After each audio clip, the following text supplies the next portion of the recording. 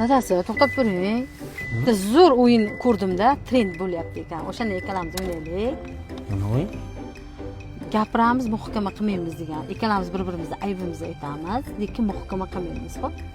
Birinchi men boshlayman, xo'p? Doim qo'lingizda andavay turadi. Hech kimni sizga yomonlab bo'lmaydi, hech kimni sizga bir g'iybat qilib bo'lmaydi, bir qo'shilib g'iybat ham qilmaysiz.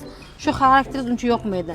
Na ishchilarda, na qarindosh urug'lar hech kim sizga yomonlab bo'lmaydi. Nachi? Ama nima qilyapti bu? Muhokama qilmaymiz, jim bo'ling, hozir o'yin. Men qanaqa aybim bor?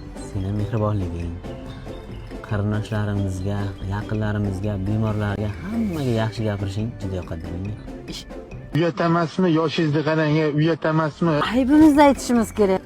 Har hafta keladigan biznes hamkorlaringiz bor-ku, o'sha biznes hamkorlaringizni obedga mashinaga mindirib olasiz, ketib qolasiz-ku, men ham ishingizdan chiqib ketib qolaman. Ana o'shaningiz ham yoqmaydi menga. Sen muhokama Lekin taslim bo'lmaymiz. Xudoga shukr qilamiz. Bor yo'g'i bu yengil shamol. muhokama qilmaymiz. Endi sizdan bir nima deyin qani, faqat maqtamasa. Seni mehribonliging, aqlliging, Yana. donoliging, To'g'risini shirin so'zliging ayting. juda yoqadi. Hurmatli erkaklar, hammalaring menga deyapsiz? o'xshab yuribsizlar. Ya, nima Agar deyapsiz? yurtmasa boshlaring baloga qoladi. Dadasi. Falak hayrondur, falak bo'lganiga pushaymondur. Shaytonga dars ber